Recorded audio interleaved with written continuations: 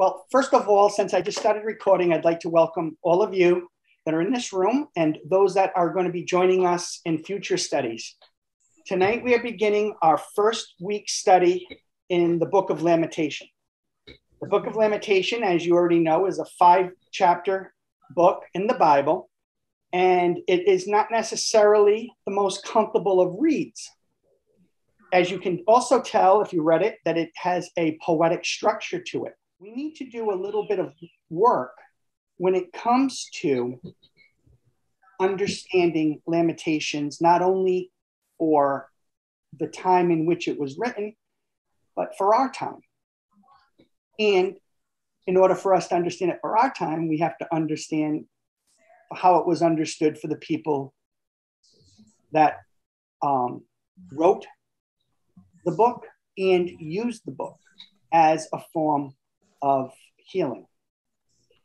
So with that being said, I'm going to be doing a little bit of background check, and we're also going to be a little bit of background work, and we're also going to be taking some time this evening to put this into practical use. So to begin, I'd like to open us in prayer. May we pray. All powerful and caring and righteous God, we come to you this evening through the unity of your Holy Spirit, through the power and identity of the triune God. We pray that through the mystery of your uniqueness and grandeur, that we will learn that you are a God that corrects, that cares, and that empathizes with our need. We pray, O Lord, that you open our minds, open our ears, and open our hearts as we truly listen to the Spirit to which you dwell in each of us. We pray this now through the power of the Holy Spirit, through God the Creator, God the Father, and Jesus Christ, his Son. Amen. The first thing I would like to share with us this evening is a recording on an introduction to the Book of Lamentations. And so I will be sharing the screen in a moment.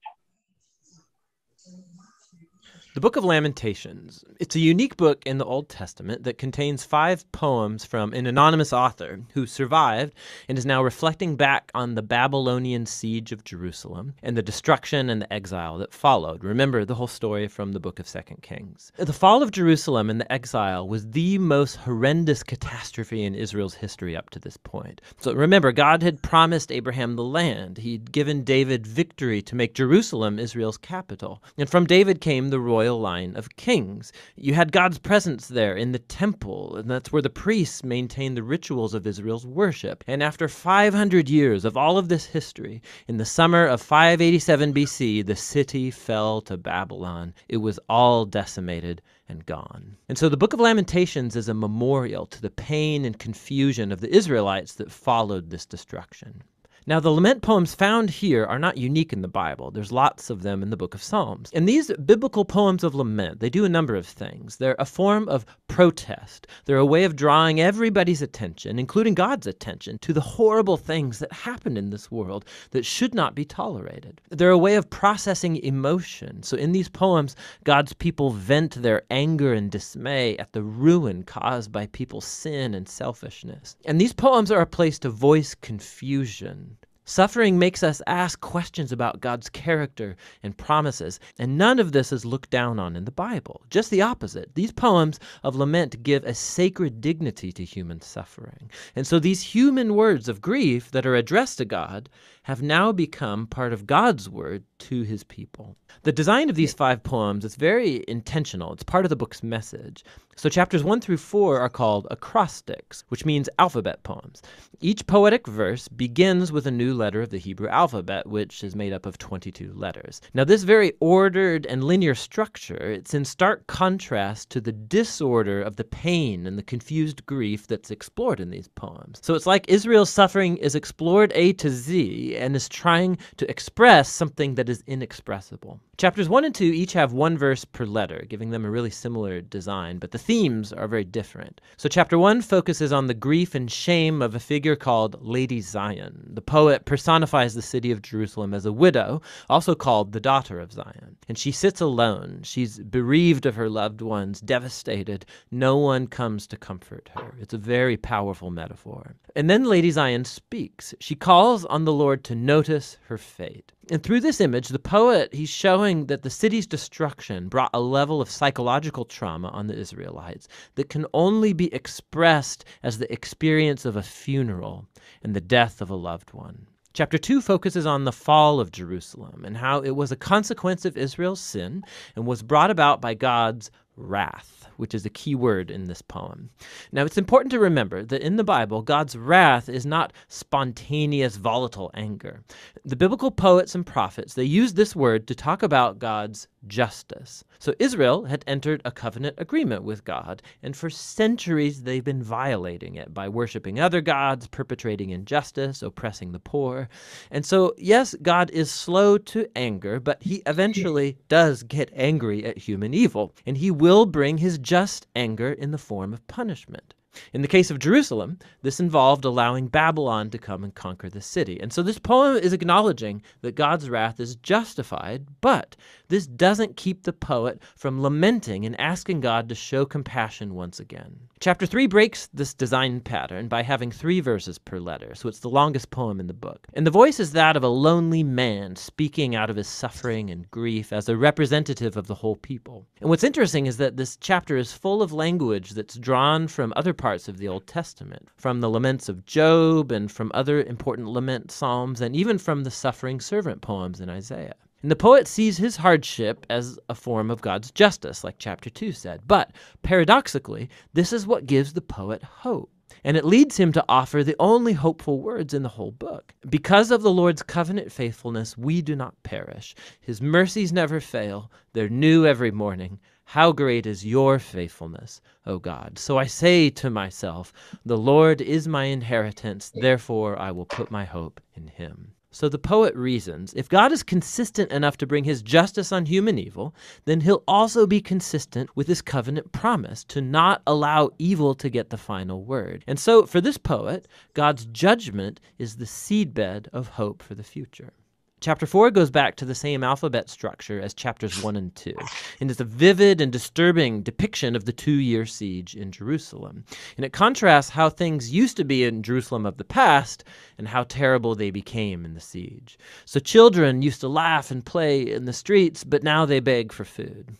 The wealthy used to eat lavish meals, but now they eat whatever they can find in the dirt. And the royal leaders used to be full of splendor, but now they're famished and dirty and unrecognizable. And the anointed king from the line of David has been captured and dragged away. So the poem's power comes from the shock of these contrasts, and it's exploring the depth of the suffering that Israel brought on itself. Now, the final poem is unique because it breaks the design pattern. It's the same length as all of the other alphabet poems, but the alphabet order is gone. It's like the poet can't hold it together anymore, and his grief has exploded back into chaos. The poem is a communal prayer for God's mercy. Israel begs God not to ignore their suffering or abandon them. And the poem offers a long list of all of the different kinds of people who were devastated by the fall of the city. They ask God not to forget these people, and they lament on behalf of others, giving voice to their pain. Suffering in silence is just not a virtue in this book. God's people are not asked to deny their emotions, but voice their protest, to vent their feelings and pour it all out before God. The book ends with something of a paradox. The poet acknowledges that God is the eternal king of the world, but also that Israel's circumstances make them feel like God is nowhere to be found. And so the final words of the book leave this tension totally unresolved. It asks, unless you've totally rejected us, and the book ends. The poet doesn't offer a nice, neat conclusion, much like our own experiences of pain and suffering. The story of the Bible doesn't end here, but this very important book shows us how lament and prayer and grief are a crucial part of the journey of faith of God's people in a broken world. And that's what the Book of Lamentations is all about. Wonderful. I thought that was a nice, brief explanation on the Book of Lamentations. Although brief, it is still filled with quite a bit. One of the temptations that we're going to find in this book is to want to jump around a lot. At least that was my temptation. When I was sending out the email with some of the questions, I started writing out the question that I intended for next week. So I'm like, maybe it's just me, but if my mind's jumping around, perhaps your minds will be as well. Mm-hmm. So one of the beauties of this study is I'm going to ask us to take a discipline of being where we are in the moment. So in order for us to understand or have a better understanding of Lamentations, I think it's extremely important for us to have a better understanding on how the people viewed lament. And in order for them to understand lamenting, how they understood trauma, and for us to understand how they viewed God's role in this. It is awful tempting for us to say, to try to defend God when reading Lamentations. It is easy for us to want to defend God by saying, well, I don't think God does this, or I don't think God does that. We try to protect God's role in our pain. Some people do this by blaming the enemy or Satan for bad things that happen in our lives. And I can understand why they do. We can explain away a theology or an idea of free will. God never intended this, but we have free will.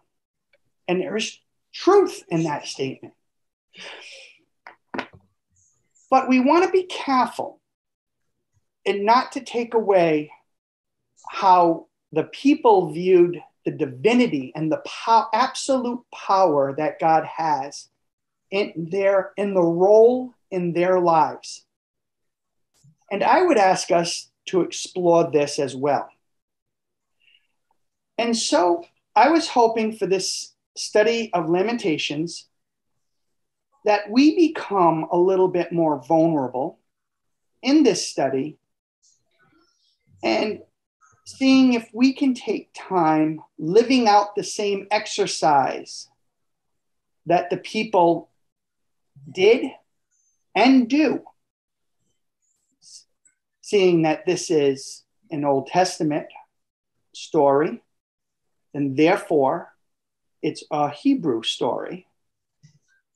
And although I'm going to make the, for lack of better words, the argument that we have been given even a better or a more definitive example of God's role in our lament through the suffering, death, and yes, resurrection of Jesus Christ.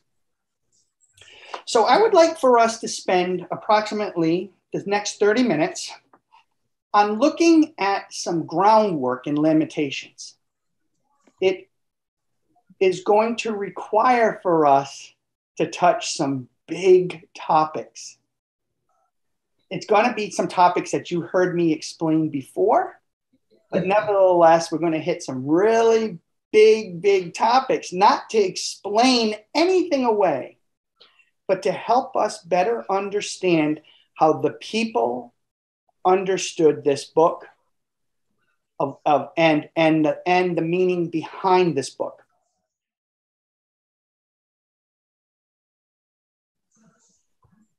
That brings me to a very important point that we need to discuss. And this is called trauma theology. Theology is a word on God.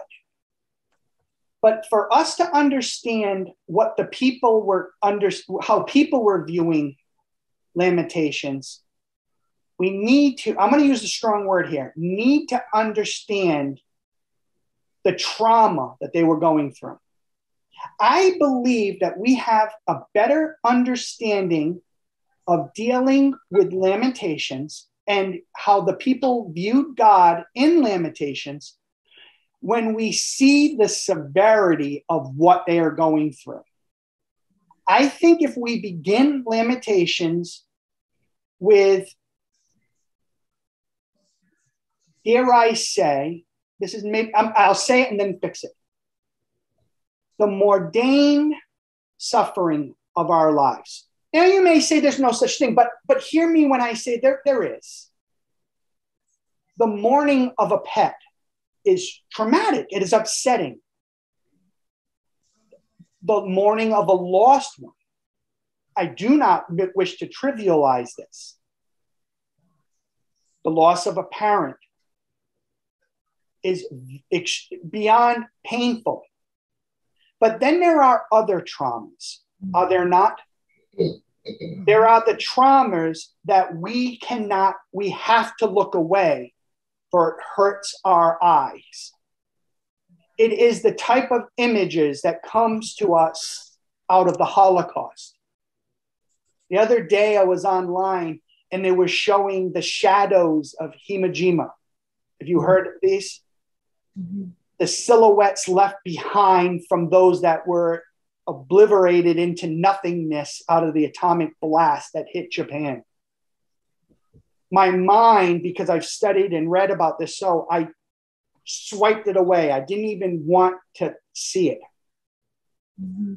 It's the difference between my children watching footage of September 11th or the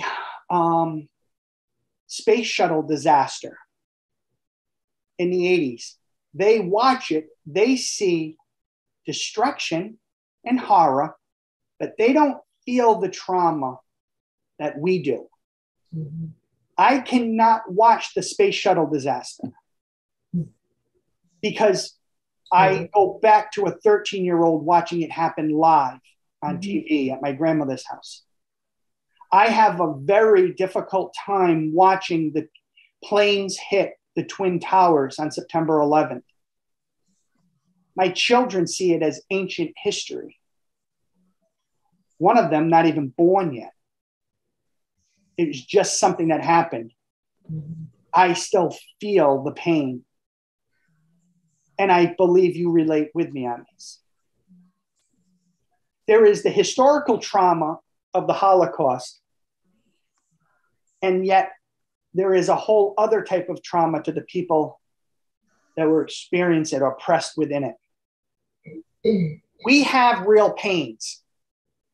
We have real sorrows. And the losses that we have are real. And we can turn. We are, I would say we are called to use Lamentations as a guide for us to heal. But for us to understand the intent in which it was written, we need to see the severity, the trauma that the community faced that caused them to write it. We're not talking about, not to diminish it, but we're not talking about the life events of losing a loved one, whether it be through an accident or through natural order of aging into death. We are not talking about a tragedy of a car accident, although extremely filled with trauma and can also lead us to the type of trauma that they had. But we are talking absolute 100% despair. It is where you are so absolutely oppressed within a horrific event that there is nothing that you can do to change it. This is not an easy topic for us. But friends, we need to, I believe we need to really understand that the spirit in which Lamentations was written was filled with this type of trauma. So psychological trauma is the affliction of the powerless, an affliction of the powerless. It's where you feel 100% powerless. The horrific image that enters my mind would be those being walked into a gas chamber in Nazi Germany, stripped naked with your child before you, walking into this unimaginable, what an unimaginable environment. There's nothing you can do to stop it. Let us go to the Old Testament. It's the feeling that the people must have had when the Pharaoh ordered for all the firstborn sons to be drowned in the Nile. Absolute power, dictatorship, authority, oppressing you, and there is nothing we can do to stop it. People sometimes say, well, if I was in Nazi Germany, I would have done this, not understanding that where they were, there was nothing that they could do. It's at that moment of trauma, the victim is rendered helpless by overwhelming force. Trauma is not meant to be ranked, and that's not what I'm attempting to do here. But I am trying to bring it to a level of extreme severity. Traumatic events overwhelm the ordinary systems of care that give people a sense of control, connection, and meaning. This type of trauma we are talking about, the people have a sense, not only a sense, but a reality of absolute zero control of the situation taking place. Social trauma is not the result of a group experiencing pain. It's the result of this acute discomfort entering into the core of the collective sense of its own identity. This is very important.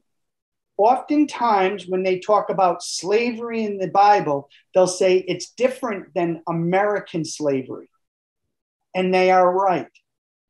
Because in American slavery, it caused the trauma of acute discomfort that entered into the core of the collective sense of its own identity. And to that, we can relate to the pain of Lamentations to which the people come in the Book of Lamentations. It changes who you are as a people. So not only do you feel the trauma as an individual, but your actual society is now being defined by it. Collective actors decide to represent social pain as a fundamental threat to their sense of who they are, where they come from, and where they want to go. Now, I don't know about you. I think we all, before I started this class, have a clear understanding on what it means to have pain, to have trauma. But I think when we take the time to stop and pause and to reflect upon these terms of social trauma, I think it becomes a little bit more profound for us, doesn't it? That the social trauma difference is that there is an identity within the suffering. It is a trauma within the trauma.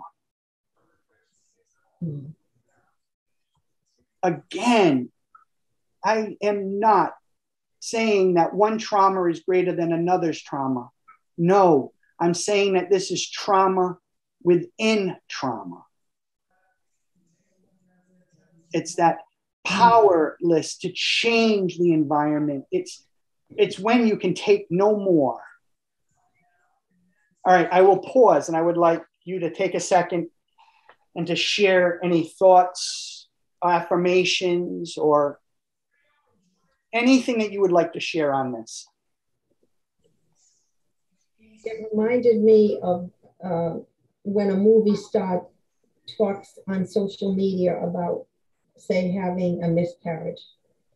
And all the women who've been through that and the spouses that have been with them through that feel that trauma. That was what first came to mind when you were speaking of this. However, it's not that trauma within a trauma. By reaching out, they're finding other people and supports and other ways to deal with something that was a traumatic incident, but it doesn't define everything about them. So I think your discussion of that with us is helping me to put a better label on that social trauma. Yes, they all went through some pain with that. However, they have people outreaching to them, and they have social programs that can help them, and they have medical information that can help them move beyond it. So they're don't have to be stuck in them. They're not totally helpless. I think it's extremely important, and that's why I'm taking so much time for us to understand the type of situation, how the people in the Book of Lamentation feel. Am I at least relaying that energy? Mm-hmm. Okay. All right. Now, what I thought was interesting is I wanted to share some of the symptoms that come out of such trauma. And I found it interesting because as I was reading this in preparation, I saw these in Lamentation. Extreme sadness, dysphoria related to irrevocable loss, hopelessness regarding the likelihood of future traumatic events. This is very important. In the Book of Lamentations, but it is the societal hopelessness, knowing not only the likelihood, but it is going to happen again. Mm-hmm. Oh, that's hard, isn't it? Mm-hmm. To be in an environment that you are so oppressed within your trauma that you never can deal with the trauma at hand because it hasn't yet stopped. It isn't stopped. It's not going to stop. It's going to continue. Wholeness, holelessness, expressive guilt, or thought of having deserved or traumatic events. This is very important. This one sentence, the guilt that they feel that they deserve this event. And maybe this will shed light on them, not even blaming God, but God causing the trauma. And here's a question I'd like us to hold, because it's a big statement. Is there comfort in knowing or ascribing, maybe a better word, God to the traumatic event taking place in your life rather than something or someone else? This is a tough one, folks. This is a tough one, but it's very important. Is there a way to heal or to get your mind around traumatic events, knowing that God is the cause of it rather than the one inflicting it? This is big. This is what we're gonna explore this idea. And whether or not it's true, whether or not God caused it or not, is there a sense of comfort to a person that is living in such a traumatic environment? Does their mind find comfort in the truth that God is still in control of this discomfort? It's a very curious exploration. It's one that people don't like to explore because they're not willing to say, oh, God would never do that. But if you're going through this situation, is there comfort in that statement? People are suicidal, loss of interest in former pleasurable activities, decreased ability to consecrate. There is psychological issues with mental development and the vernacular of articulating within addiction. People will that have been through trauma will find themselves stuttering. Yes, this is another interesting one, right? We will see that we will hear this type of issue going on in Lamentations. Anorexia or weight loss.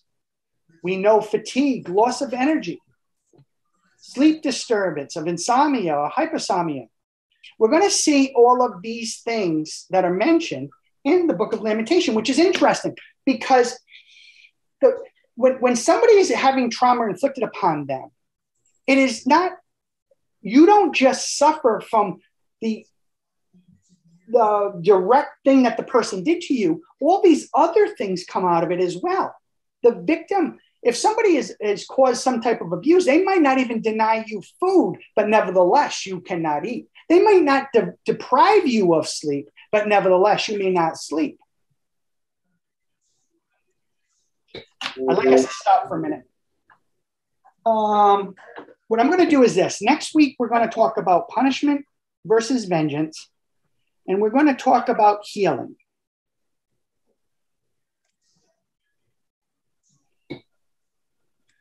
But before we do, because I've said so much, although I prepared for this, I don't know if I was prepared for how depressing this is making me. But let us just digress for a second. This is a study on in God's word meets us in truth. And can we not see that there is a lot of this? There's a lot of trauma in our lives, in our world today. And although different at times as that in Lamentations, very similar too, isn't it? And I think that we need to give ourselves permission to accept the fact that we do live in a world with trauma in it. And I think we do a disservice to our God if we try to dismiss it too quickly.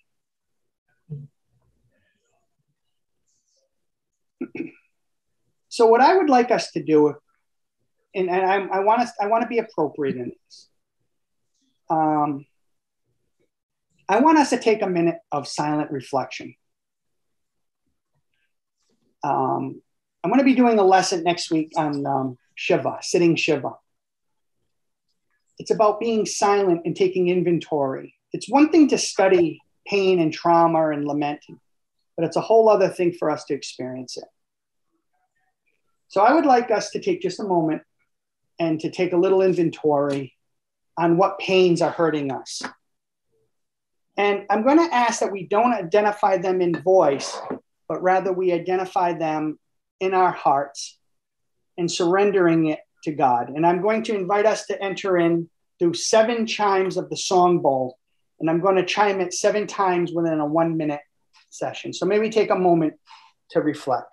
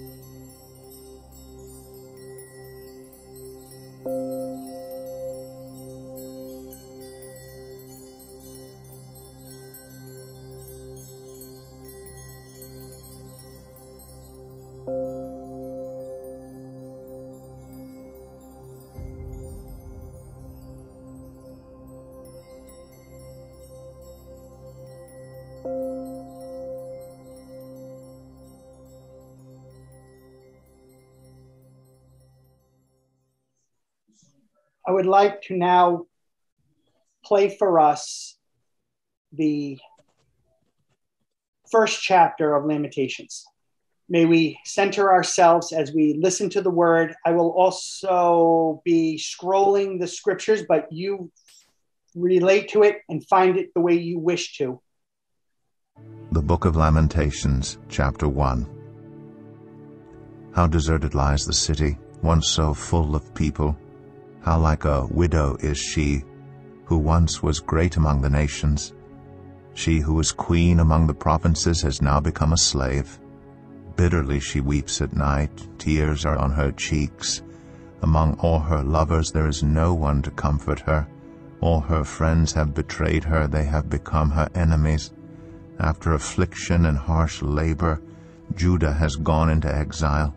She dwells among the nations, she finds no resting place.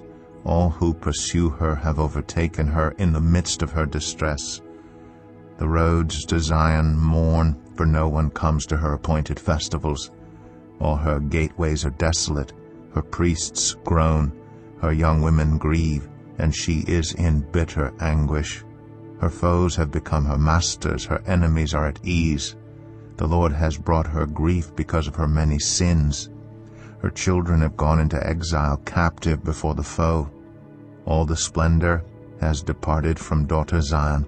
Her princes are like deer that find no pasture. In weakness they have fled before the pursuer. In the days of her affliction and wandering, Jerusalem remembers all the treasures that were hers in days of old. When her people fell into enemy hands, there was no one to help her. Her enemies looked at her and laughed at her destruction. Jerusalem has sinned greatly and so has become unclean. All who honor her despise her, for they have all seen her naked. She herself groans and turns away. Her filthiness clung to her skirts. She did not consider her future. Her fall was astounding. There was none to comfort her. Look, Lord, on my affliction, for the enemy has triumphed. The enemy laid hands on all her treasures. She saw pagan nations enter her sanctuary, those you had forbidden to enter your assembly. All her people groan. As they search for bread, they barter their treasures for food to keep themselves alive. Look, Lord, and consider, for I am despised. Is it nothing to you, all you who pass by? Look around and see, is any suffering like my suffering that was inflicted on me, that the Lord brought on me in the day of his fierce anger? From on high he sent fire, sent it down into my bones. He spread a net for my feet and turned me back. He made me desolate, faint all the day long. My sins have been bound into a yoke by his hands. They were woven together. They have been hung on my neck, and the Lord has sapped my strength. He has given me into the hands of those I cannot withstand. The Lord has rejected all the warriors in my midst. He has summoned an army against me to crush my young men. In his winepress the Lord has trampled virgin daughter Judah. This is why I weep and my eyes overflow with tears. No one is near to comfort me, no one to restore my spirit. My children are destitute because the enemy has prevailed. Zion stretches out her hands, but there is no one to comfort her. The Lord has decreed for Jacob that his neighbors become his foes. Jerusalem has become an unclean thing among them. The Lord is righteous, yet I rebelled against his command. Listen, all you peoples, look on my suffering. My young men and young women have gone into exile. I called to my allies, but they betrayed me. My priests and my elders perished in the city, while they searched for food to keep themselves alive.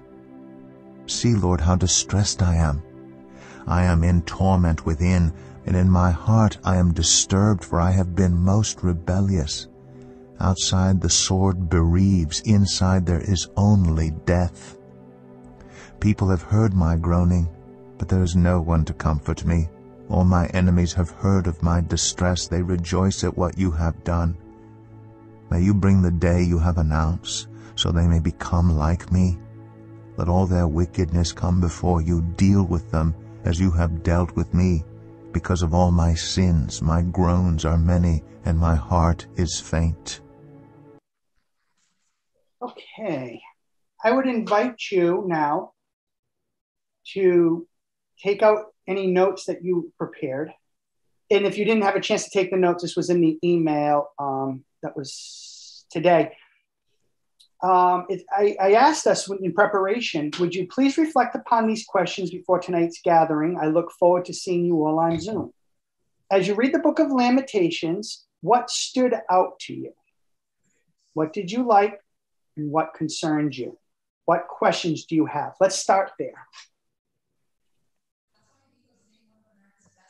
In the first chapter, I didn't see anything that signaled hope. I only saw the trauma. And at times blaming themselves, and at other times just blaming God. Just a helplessness and a hopelessness.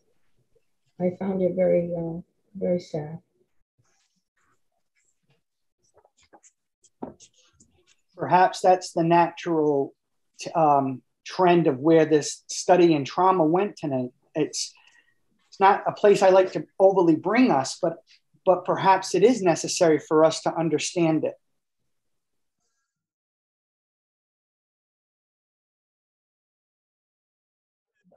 This book that I used for our Bible study is a bigger Bible study than just Lamentations, although we're using just the Lamentations section of it.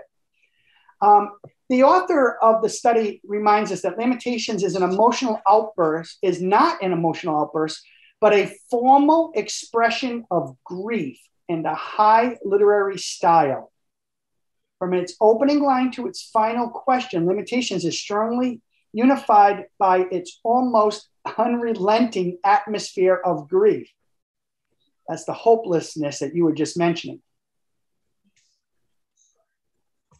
I would ask us to reflect upon that, to make a note, to think about what is the deeper truth in this. Is the author giving us permission to do something? Is there an example given to us? Lamentation deals with the problem of national suffering. While there's no effort to minimize Judah's sins, the writer is clearly overwhelmed by the greatness of her doom. There is a clear recognition that the disaster was caused by God, not the enemies, not God's enemies. Does this fit into our lesson that I gave tonight on trauma? Just to think about. The book is written in a very beautiful poetic style, with each chapter consisting of a poem. Each of the 5 poems have a distinctive poetic character and a distinctive theme. There is no unifying structure in the book as a whole. Each poem is complete in itself. Mm-hmm. Some think the Jews used this special cadence for funerals and other occasions of sorrow. Next week, we're going to start in that theme as we enter into our next lesson on mourning and funerals, Jewish funerals. But that'll be for next week. What I would like us to do is, Linda, if you did take notes, if you go to the PDF where we had the area to write in the questions, it says, in one sitting, if possible, read through Lamentations, which we just did, and highlight some key features and themes of this book. Did any of you do that? I made my own notes, but I don't know if I did it exactly as that. Okay, that's fine. Let's just go to the next one then, because this is what I highlighted. Summarize the sense of desertion, desolation, and shame that you see in Lamentations, and identify the lines that are communicated these things most powerfully.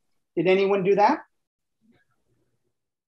Should we consider things that happen today, like COVID, gun shooting, things that happen to us today, as something that God is trying to get us in line?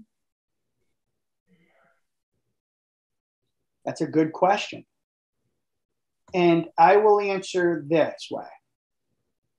I think from the perspective of the people in Lamentation, I'm going to say perhaps that it's not only God trying to get us in line, but I think the people of the time would say that it's a consequence of, and I'm going to use a big word here, right? It's the consequence of sin. It's the consequence of living in a broken world. So to answer your question now, Linda, I'm just going to say from their perspective, and as we enter into Lamentations, I think that's an appropriate way for us to start to understand how they are perceiving God. It does not mean it's a definitive answer that yes, because remember, the deeper truth for us here is to try to understand God's role in COVID, God's role in shootings. Because if God is the divine, ultimate creator of everything, then God has a place in this, right? Whether it be passive or whether it be allowing it or causing it. We don't want to definitively place God in any of those roles, but we want to see that these roles are under God in some form or some way. So that I think that's a good place for us to start. It's not a comfortable place for us to start, though, is it? No. We instantly want to say, yes, but Barry, or yes, but God. I think this is what we want to do, right? I think God may, and we defend. I think God allows these things to happen, but wants us to do better. And I would say, and I think all of you would say, of course, but nevertheless, it's happening. See, we want to instantly want to pretty up a situation that's very messy, right?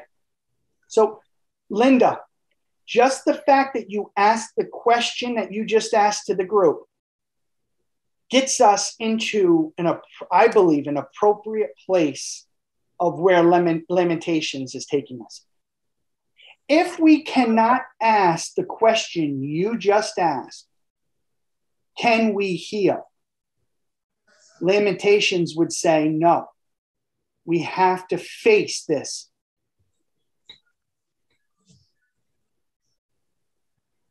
One of the things that I mentioned in my own notes on there was the lack of feeling. I think a lot of the helplessness came from the fact that there was nobody there to help at all. They felt that friends had left them, that everything that they knew was gone. The scribes, the intelligent people, they weren't supporting them, and everybody was out just trying to fend for themselves to survive. It felt like isolation to me in this first chapter. I don't know if that was answered, I don't know that summarized it really, but for me, I felt the isolation that was being expressed in chapter 1. I would say there is not a right or wrong answer for this. And so I appreciate what you shared. I thought of the stories of Sodom and Gomorrah. I visited that where they once existed. The earth is scorched. And they too, of course, the reason they were brought down was that there was nobody in the city except Lot that was following God. Here, it doesn't say that. It doesn't give a reason why Jerusalem was brought down. Well, it was mentioned that it was said, I rebelled against his command. So even though we don't know the sins expressed the way they were in Sodom, there's that feeling of, I did not follow God's word. I did not follow God's commands. And so this is somehow punishment back on me. That's how I felt of chapter 1. You know, when Jerusalem was destroyed, it wasn't to take over and occupy Jerusalem. They left it desolate. They took the prisoners from there to Babylon. So it wasn't that somebody wanted that land or that city. Thank you for sharing those thoughts. Boy, that adds to the trauma, doesn't it? For me, when Linda shares that truth, and what Linda is sharing is a historical understanding of what's taking place. Soon, I'm going to be sharing a little bit of the history of Babylon and what's going on here. I'm going to stop sharing the screen, I think.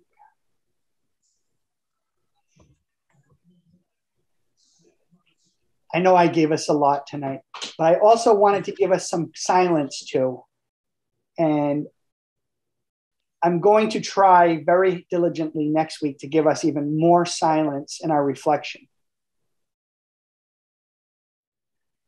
What I would ask us to reflect upon is, well, first of all, I want you to, as I prepare to close us, to think about what was discussed this evening. And in relationship to chapter 1 alone, and the beautiful poetic words expressing such dismay. What is the author giving us? What is the author offering us as an example of our own lives? Is there, what truth do we see in the lament? It's a hard chapter for us because we want closure. The poet does not give us closure.